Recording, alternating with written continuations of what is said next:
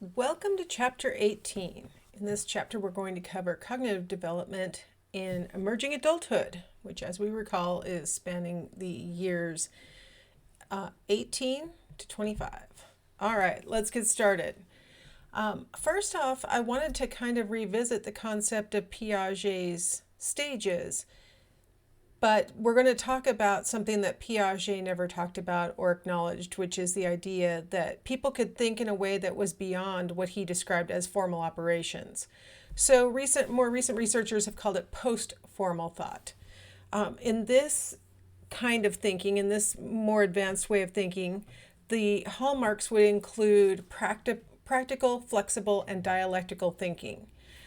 So I wanted to, rather than just defining those words for you, let's go ahead and do a little demonstration together. So if you want to play along, you can pause me and go get a piece of paper and something to write with if you want to. And what you're going to do is, as I give you each item, so if you pause me, hopefully you're back. As I read each item, you're going to rate yourself as either low, and that would be towards the 1 end of the scale, to high, that would be the 9 end of the scale. The extent to which each of these statements is characteristic of your own behavior. So you can pick any number between 1 and 9. The closer you are to 1, the less characteristic the behavior is. And the closer it is to 9, the more characteristic the behavior is for you. You have a midpoint, which is neutral. So if you're like, I don't know, I never really do that, so I don't know, you can, give a midpoint of 4. So let's go ahead and jump in and see what you come up with. All right, so first off, number 1, you reason logically and well. 2, identifies connections among ideas. 3, sees all aspects of a problem. As I always do with these, I'm going to go kind of quickly and then you can always pause me if you need to. 4, keeps an open mind.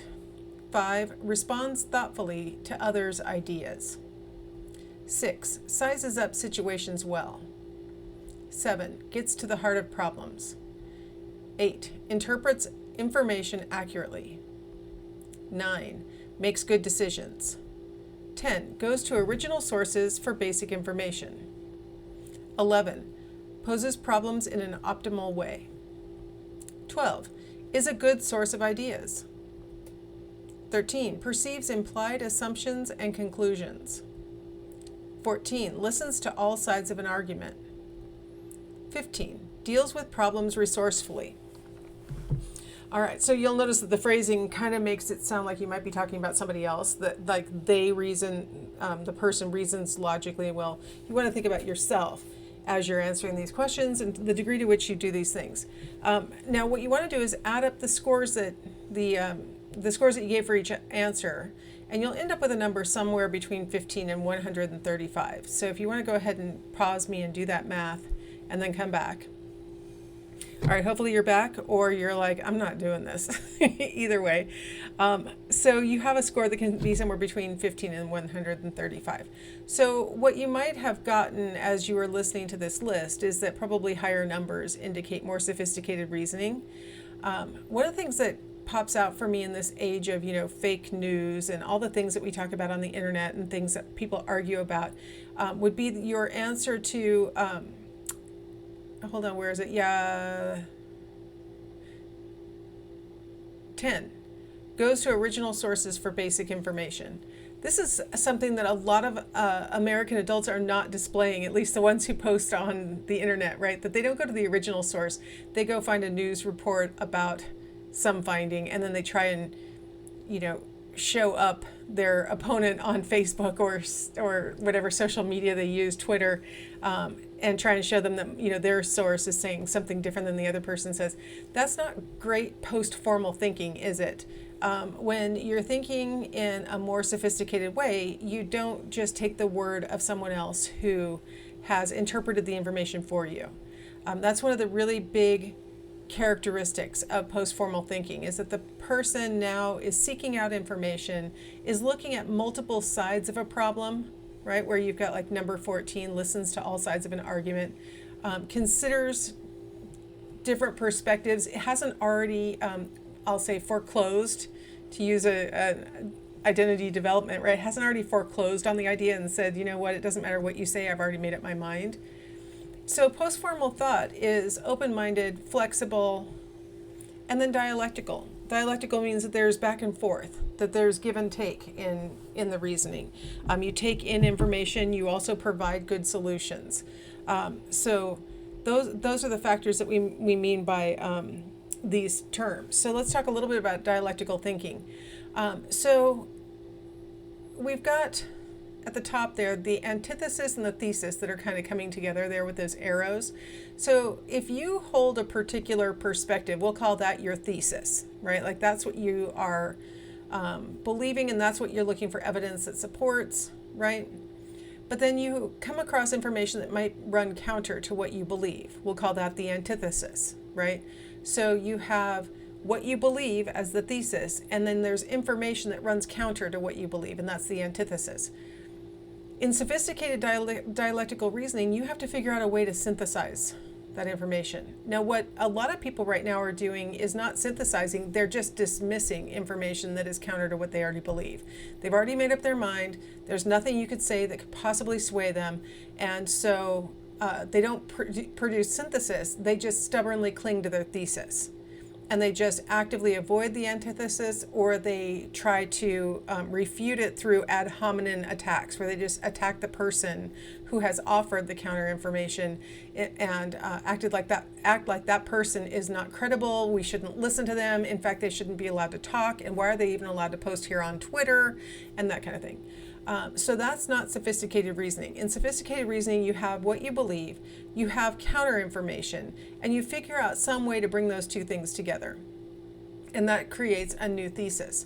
The thesis may be slightly different than what you started off with because you're incorporating at least parts of the contrary information. You're at least accounting for the contrary information. And saying that other people are wrong and shouldn't be allowed to talk is not accounting for their thesis, right? By the way, when you're in a social media argument, your thesis is your thesis, their thesis is their thesis. They are antithetical to each other, but it's what each person is believing. And so there has to be some kind of way to synthesize information in such a way that you can actually move forward and have an adjusted worldview as a result. That's sophisticated reasoning. Just dismissing everything else out of hand is not sophisticated. And that's not part of postformal thought. So I think if you agree that when we were back talking about Piaget's last stage of postformal reasoning, that we probably don't reach that at puberty. We're probably not ready to think in a formal way immediately upon passing through puberty. It takes several years of experience with the world after puberty and our brains having solidified and things like that for us to be able to think in a formal operational way. It's going to take us all of our lives, if not, some people may not ever achieve formal thinking, post-formal thought, I meant to say, because it's pretty sophisticated. In post-formal thought, a person actually looks for incongruities, looks for problems that need to be solved, things to think about that need to be corrected or understood or recast or whatever it is. So in this model, they talk about that as problem finding. So instead of avoiding incongruities and avoiding information that might make us have to think differently about things, a person who's experiencing post-formal thought actually seeks those things out. A person who displays post-formal thought tends to be very open with their ideas. They're willing to share their ideas and talk to other people about their ideas, and maybe hear contradictory information so that the person who's displaying post-formal thinking is looking to make sure that the way that they understand the world really is the best way to understand the world, that it is the most accurate way to represent the world. In post-formal thinking, the person is less concerned about finding the truth in big letters and quotation marks there, but more concerned about representing the world accurately, right? Just really understanding how the world works. So you may find out that things that you have believed your whole life are not actually supported by the evidence out in the world, right? So it's not about being right and proving someone else is wrong. It's about finding information that allows us to best represent the world. Delay discounting is where we, after having heard information and it's sort of been just simmering in the back of our minds, the passage of time makes us start to think that that information is less trustworthy or meaningful. In postformal thinking, we are less likely to display delay discounting and more likely to display this kind of synthesis of information that we've been presented with stuff that we've already known. So we see less delay discounting. With delay discounting, it really underestimates future consequences. We say, for example, when we smoke our first cigarette in teen years, say, well, you know what? Not everybody who smokes gets cancer. I probably will be one of the ones who doesn't get cancer, right? We underestimate our future consequences, and we see less of that in postformal thinking. In delay discounting, you really see the person focusing on immediate gratification and a lot less on, the long-term potential outcomes, because the long-term is not a problem for them. It's a problem for future them, and they feel like they'll deal with it then. And what is in front of them right now is gratification. Well, it feels good at the moment, so I should do it. When a person's displaying postformal thought, we see a lot less of this. This person now is thinking, okay, so yeah, let's see. This cupcake will taste really good right now, but what harm might it play later on? Like, will I regret having eaten this cupcake right now someday in the future, right? And they may make their decision about the cupcake completely based on, really what's the long-term harm versus the, immediate gratification. And so that's a dumb example. Cupcakes are dumb, but you get what I'm saying. Now, one of the limiting factors on postformal thinking is that really our prefrontal cortex doesn't fully mature until we're in our early to mid-20s. On average, females will be a little closer to the early 20s. The males will be probably closer to the mid-20s. Here are some brain scans of areas. They're colorized to show sort of different timing of when the areas start to really become hardwired. And all those purple areas are in the frontal lobe, and those things really wire up the latest. And you'll notice they're all kind of separate from each other. You notice in the picture on the bottom, it's got that one big blob of green, and it's like an entire area that's being wired sort of simultaneously. It's different for the frontal lobe. See how there's all these different little blobby areas that are separate? What's happening is the integration areas that'll collect information from lots of different places around the brain and make sense of it and make good decisions based on it. Those don't really get wired up until we're in emerging adulthood. So prior to that, we're really heavily relying on our limbic system for judging other people's emotions, right? Rather than using our cortex that would allow us to make, judgments based on, okay, the context in which the person is displaying that facial expression, maybe the voice intonation that they're displaying, a whole bunch of other things that might be going on, my past experience with this person, all these things that might help me to understand this person's emotions right now. Until our frontal lobes get wired up, we rely on our limbic system, which means we're going to be much more emotional in our responding to that. So if we perceive that the person looks angry, it's going to be more likely to either elicit anger or fear in us. Whereas if we are using our higher order parts of our brain, we might realize, okay, they look kind of angry, but we know the context that elicited that emotion had nothing to do with us, and that we might actually be able to be a support for them, right? Like we get better at it as we get older, in part because our frontal lobe wires up.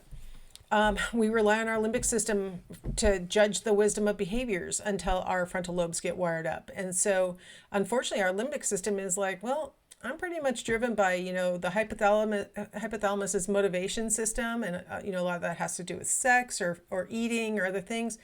So, is it going to satisfy one of those motives? Is it going to, make me fearful or angry? That's, our amygdala, which is part of the limbic system. I mean, these parts of our brain are very basic and might lead us to do things in the long run are not the wisest choices. They might feel good at the moment, but they're not necessarily the wisest choices. It isn't until our frontal lobe gets mature that we can start to impose, the more elaborate judgment. So when I say this stuff about the limbic system, I just want to remind you that the limbic system is the seat of emotions, especially anger and fear. And so one of the things that really is a characteristic of adult thinking is that we have a little bit better ability to use our cortex to make decisions rather than going with our limbic system. I say a little bit better because, I mean, depending on what's eliciting the emotions, even an adult who's fully formed and really displaying a lot of postformal thought can turn back into a very limbic system driven, fearful or very angry person. And so, it's context dependent, but you have a better chance of making a rational decision once your frontal lobe is in place than prior to that. So postformal thinking, really relies on the sort of retrieval of our self schemas to help us to decide, is this the kind of thing that a person like me would do? Like, how do I see myself, and am I the sort of person who would behave this way? So what I wanted to do was talk a little bit about what a self schema is and how they affect us. So let's go ahead and do that in the next segment.